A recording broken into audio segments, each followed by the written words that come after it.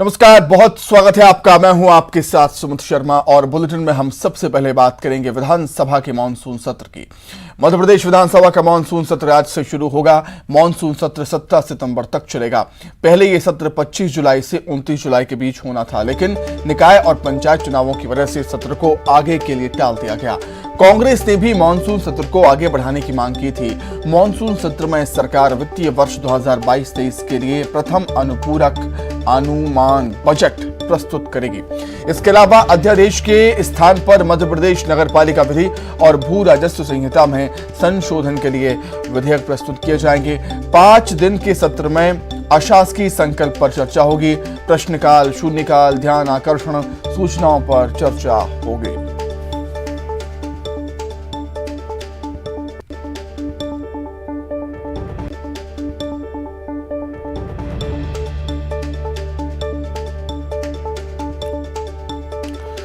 तो मध्य प्रदेश विधानसभा का मानसून सत्र आज से शुरू होने जा रहा है और ये मानसून सत्र 17 सितंबर तक चलने वाला है।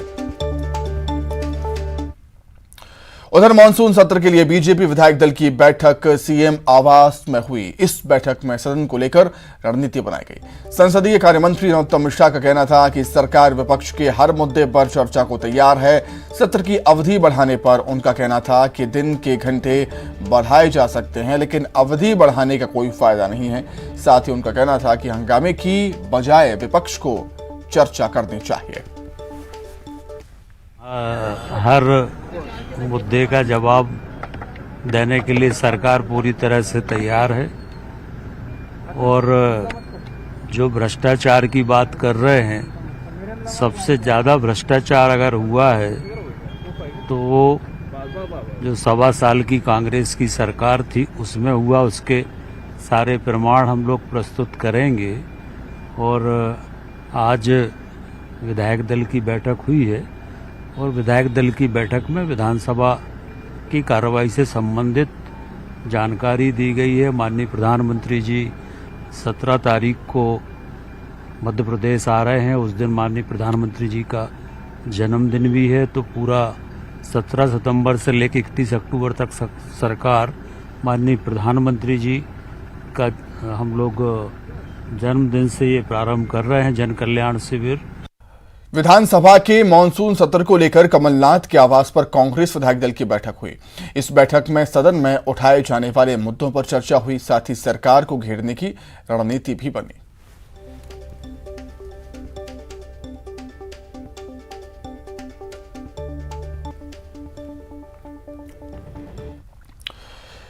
तो क्या तैयारियां हैं सत्ता पक्ष की, क्या तैयारियां हैं विपक्ष की और सदन की शुरुआत किस तरीके से हो सकती है, वो हम समझने के लिए सीधे राजधानी भोपाल का रुख कर देते हैं। हमारे साथ सहयोगी शैलेंद्र भदौरिया इस समय जुड़ गए हैं लाइव।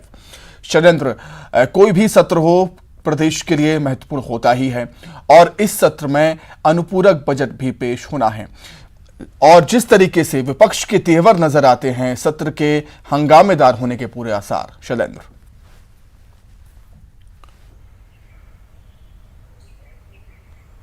बिल्कुल सुमित, आपने कहा कि कोई भी सत्र हो प्रदेश के लिए बहुत महत्वपूर्ण होता है कि तमाम तरह के मुद्दे जो हैं वो इसमें उठाए जाते हैं। विकास कार्यों को लेकर तमाम तरह की चर्चाएं पक्ष और विपक्ष में होती हैं और यही कारण है कि इस बार का सत्र भी बेहद खास होने वाला है। हालांकि कांग्रेस जो है विपक्ष जो सत्ता पक्ष पर है वो लगातार हमलावर है। वो कह रहे हैं कि कारम डैम की बात हो, पोषण आहार की बात हो या हाल ही में जो एनसीआरबी के आंकड़े आए हैं उसमें अपराधों की बढ़ोतरी को लेकर हो, इन सब को लेकर विपक्ष जो है सरकार को घेरने का प्लान तैयार कर लिया है। कल जो है कमलनाथ के बंगले पर विधायकों की बैठक भी हुई और लगभग अगर बात करूं तो 1500 से अधिक प्रश्न जो है वो विधानसभा में विपक्ष की तरफ से लगाए गए। इसके अलावा स्थगन प्रस्ताव भी हैं और ध्यानाकर्षण भी लगाए गए हैं।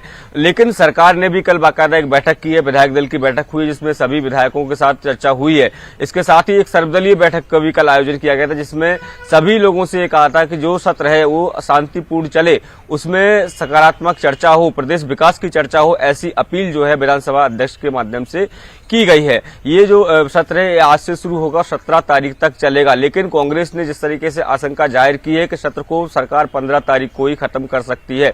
15 तारीख को चूंकि अनुपूरक बजट 2,500 करोड़ का जो है वित्त मंत्री पेश करेंगे और उसके बाद इस सत्र को समाप्त किया जा सकता है, इस तरह की आशंका जो है कांग्रेस ने जाहिर की। हालांकि सरकार की तरफ से साफ तौर पर यह कहा है कि 17 तारीख तक ये पक्ष चलेगा, जो सत्र है वो पूरा चलेगा। तमाम लंबे समय के बाद ये सत्र हुआ है, क्योंकि 2 बार इसकी तारीखें भी बढ़ी थी और ऐसे में अब विपक्ष जो है पूरे सत्र को लेकर हमलावर रहेगा और जितने भी विषय हैं इस दौरान हुए, चाहे वह बाढ़ के पीड़ितों को मुआवजे को लेकर बात हो या पोषण आहार में घोटाले को लेकर बात हो, लेकिन जिस तरीके से सरकार की तरफ से साफ ये कर दिया गया है कि भ्रष्टाचार की बात हो या फिर दूसरे अन्य आरोप हो, सभी आरोपों का जवाब देने के लिए प्रदेश सरकार पूरी तरीके से तैयार है। जो भी सवाल विपक्ष की तरफ से पटल पर रखे जाएंगे उन सब का जवाब देने के लिए सरकार पूरी तरीके से तैयार है। इतना ही नहीं, सरकार डिफेंसिव मोड में नहीं बल्कि इस बार अटैकिंग मोड में भी नजर आ रही है। जिस तरीके से आपसे कुछ देर पहले आपने जो नगरीय प्रशासन मंत्री को सुना, उन्होंने साफ तौर पर कहा कि हम केवल जवाब नहीं देंगे बल्कि ये भी बताएंगे, अगर वो भ्रष्टाचार की बात करेंगे, कि 15 महीने की कमलनाथ सरकार में किस तरीके का भ्रष्टाचार हुआ, इसका भी एक एक सबूत जो है वो पटल पर रखा जाएगा। तो ये बता रहा है कि किस तरीके से ये पूरा सत्र जो है वो हंगामेदार होने वाला है। ठीक है शैलेंद्र, आप हमारे साथ बने रहिएगा, कुछ और खबरों पर भी आपसे हम जानकारी लेंगे। आगे बढ़ते हैं। 46 नगरीय निकायों में मध्य प्रदेश में चुनाव होने हैं। नामांकन जमा करने का समय खत्म हो चुका है। आज नामांकन पत्रों की जांच होगी। आज ही चुनाव चिन्ह का आवंटन भी कर दिया जाएगा। 27 सितंबर को 18 जिलों के 46 निकायों में मतदान है, वोटिंग है और वोट सुबह 7 बजे से लेकर शाम के 5 बजे तक डाले जाएंगे।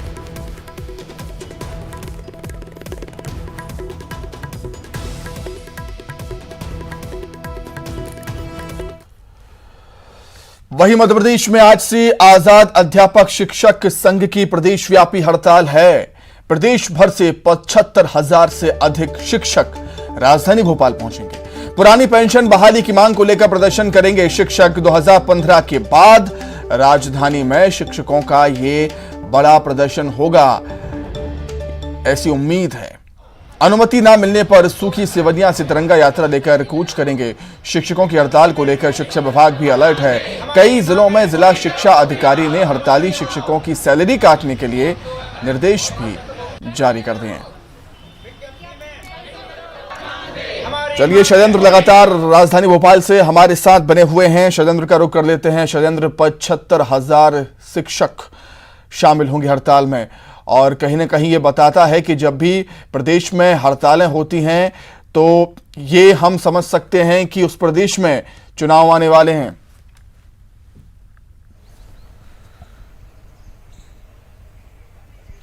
देखिए, बिल्कुल आपने ठीक कहा कि अगले साल मध्य प्रदेश में विधानसभा चुनाव होने और उसके ठीक पहले जिस तरीके से विभिन्न सामाजिक जो संगठन हैं, चाहे शिक्षकों की बात करूं या दूसरे अन्य संगठनों की बात करूं, क्योंकि हाल ही में देखा जिस तरीके से स्वास्थ्य विभाग के कर्मचारियों ने भी हड़ताल की और अब शिक्षा विभाग के जो कर्मचारी है वो हड़ताल पर जा रहे हैं। इसके पीछे सबसे बड़ा कारण है कि उनको मालूम है कि ये चुनावी साल है और साल अगर मांगे उनकी मान ली गई तो मान ली जाएगी, अगले बार चुनाव के बाद उनकी मांगों पर उतना ध्यान नहीं दिया जाएगा। और यही कारण है कि मध्य प्रदेश भर से 75,000 के आसपास शिक्षक जो है आज राजधानी में जमा होंगे। हालांकि उन्होंने 3 अलग अलग इलाकों से अनुमतियां मांगी थी और उनका यह कहना है कि यदि अनुमतियां उनको नहीं मिलती है तो वह सूखी सेवनिया से तिरंगा यात्रा लेकर सीएम हाउस की तरफ कूच करेंगे और वहां पर प्रदर्शन भी करेंगे। हालांकि सरकार भी इस प्रदर्शन को लेकर अलर्ट मोड पर, और यही कारण है कि कई जिलों के जिला शिक्षा अधिकारियों ने जो शिक्षक जो है हड़ताल में शामिल रहेंगे उनकी वेतन काटने के निर्देश दिए।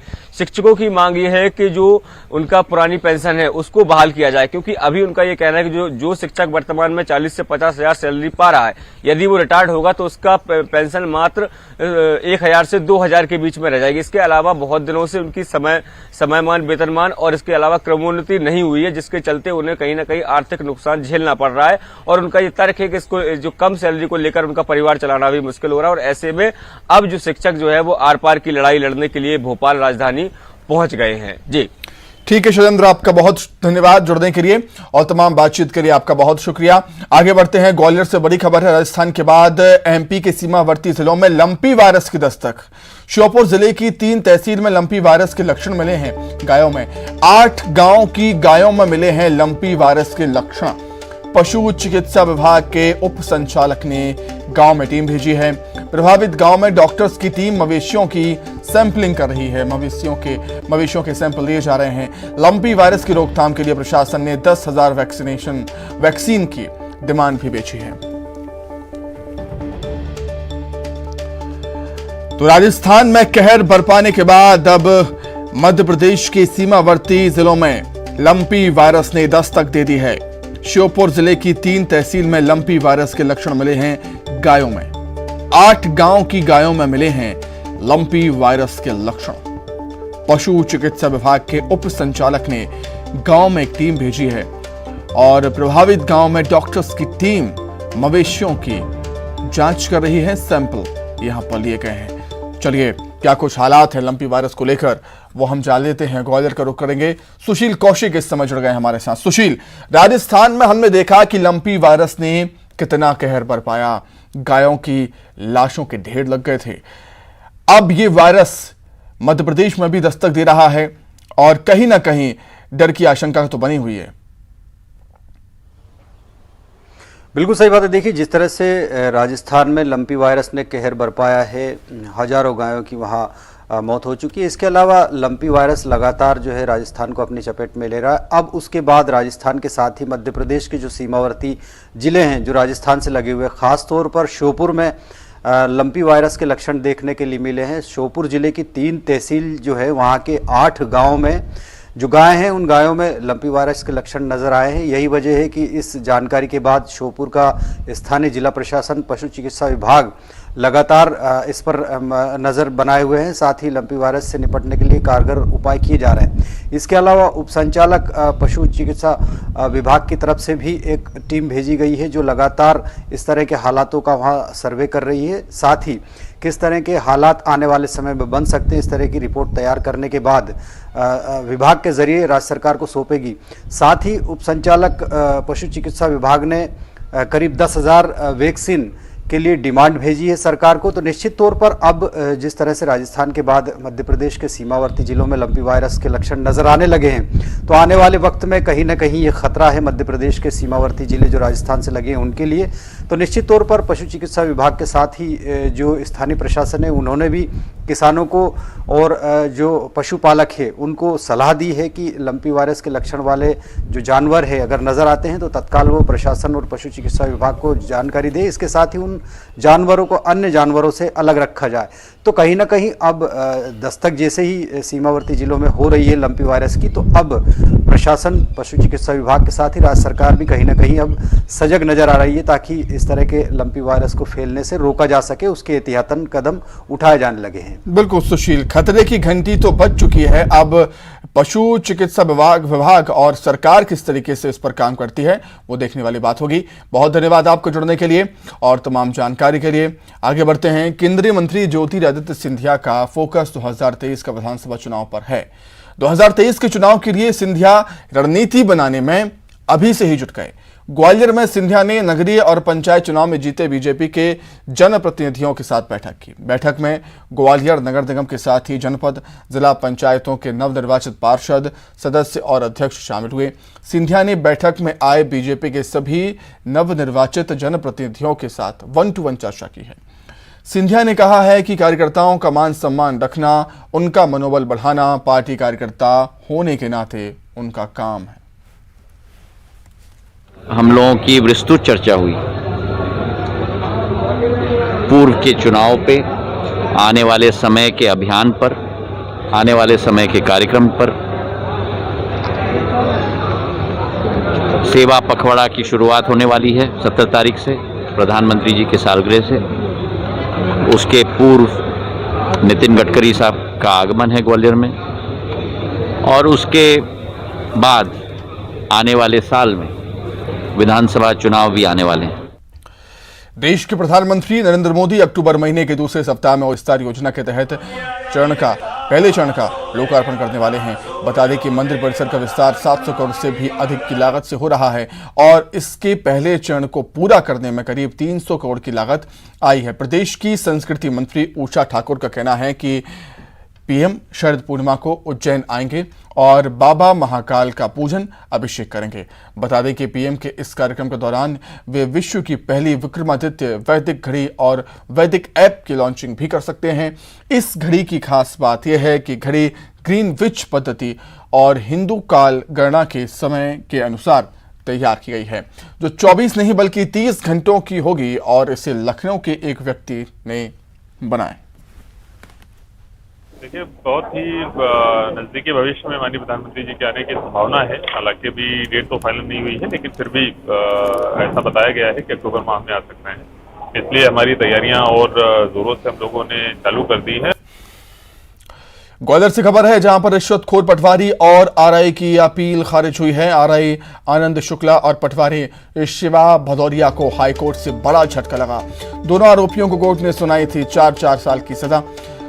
29 अगस्त को विशेष कोर्ट ने सुनाई थी सजा के खिलाफ पटवारी और आरआई ने हाईकोर्ट में अपील की थी। हाईकोर्ट ने अपील को खारिज कर दिया। अपील खारिज होने पर आरोपियों को अब जेल जाना होगा। जमीन के सीमांकन के लिए किसान से 15,000 की रिश्वत इन्होंने ली थी। लोकायुक्त ने इन्हें रंगे हाथों गिरफ्तार किया था।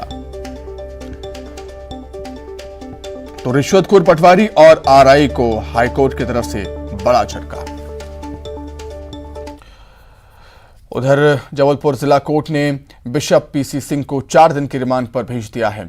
गौरतलब है कि ईओडब्ल्यू ने विदेश दौरे से लौटे the board of education north India के बिशप पीसी सिंह को नागपुर एयरपोर्ट से गिरफ्तार किया था, जिसके बाद उन्हें जिला कोर्ट में पेश किया गया। ईओडब्ल्यू ने बिशप से पूछताछ करने के लिए 14 दिन की रिमांड की अपील की थी, लेकिन कोर्ट ने 4 दिन की रिमांड दी है। ईओडब्ल्यू के छापे में बिशप के घर से करोड़ों रुपए नकद और सोने चांदी के जेवर, बैंक एफडी, 174 बैंक खाते सहित चल अचल संपत्ति के दस्तावेज मिले। के आरोपी बिशप पीसी सिंह को आज गिरफ्तार कर माननीय न्यायालय पेश किया गया था। माननीय न्यायालय से पुलिस रिमांड चाहिए गई थी, जो माननीय न्यायालय द्वारा 4 दिन का पुलिस रिमांड दिया गया है। वहीं ग्वालियर के स्वास्थ्य विभाग ने आयुष्मान कार्ड का बड़ा फर्जीवाड़ा पकड़ा है। यह फर्जीवाड़ा आरोग्यम दी मेडिसिटी हॉस्पिटल की ब्रांच पर छापा मारकर कार्रवाई में पकड़ा गया। स्वास्थ्य विभाग के मुताबिक आरोग्यम दी मेडिसिटी हॉस्पिटल की ब्रांच रजिस्टर्ड नहीं है, फिर भी यहां पर अस्थायी अस्पताल चल रहा है। हॉस्पिटल में ऐसे मरीजों को लाया जाता था जो आयुष्मान कार्ड के नाम पर रजिस्टर्ड हैं, उनके फोटो खींचे जाते थे। स्वास्थ्य विभाग ने अब अस्पताल को फिलहाल सील कर दिया और जांच जारी। कहते मिल रही थी कि कुछ ऐसी जगह हो रहा है हमारे ग्वालियर में, तो एक रूटीन हम लोगों ने पूरा शेड्यूल बनाया हुआ था, इसमें हम लोग चेक कर रहे थे। तो आज हमारा इसका नंबर था आरोग्यम में, फिर वहाँ चेक किया तो वो पता चला कि वहाँ पर उन लोगों ने अस्पताल प्रवासियों के अलावा भी एक कोई। डिंडौरी जिले की समनापुर विकासखंड क्षेत्र अंतर्गत चांदरौनी मिडिल स्कूल में पदस्थ हेडमास्टर अरविंद पूशाम को 10,000 की रिश्वत लेते जबलपुर लोकायुक्त पुलिस ने रंगे हाथों गिरफ्तार किया। जानकारी के मुताबिक घूसखोर हेडमास्टर स्कूल में मिड डे मील की राशि निकालने के एवज में स्व सहायता समूह के संचालक से हर महीने रिश्वत की मांग करता था।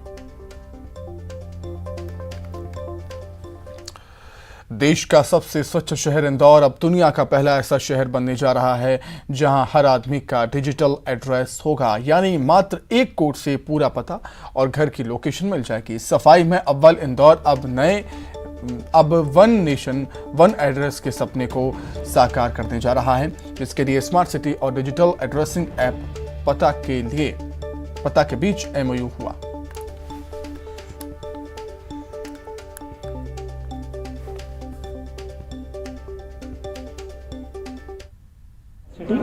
और pata.com के बीच में MOU साइन हुआ है। डिजिटल एड्रेस का मुख्य उद्देश्य यह है कि जितने भी हमारे रेजिडेंसेस हैं, कमर्शियल एस्टैब्लिशमेंट्स हैं, पब्लिक एसेट्स हैं, गवर्नमेंट इंस्टीट्यूशंस हैं, उन सबको एक यूनिक डिजिटल एड्रेस मिल सके। ये पहला ऐसा सिस्टम है जहां हर व्यक्ति अपना एक पर्सनल डिजिटल एड्रेस कोड बना सकेगा। सो हाँ, ये देश का दुनिया का पहला ऐसा सिस्टम है जो डिजिटली एड्रेस सिस्टम होगा और इंदौर शहर पहला शहर होगा तो पूरा डिजिटल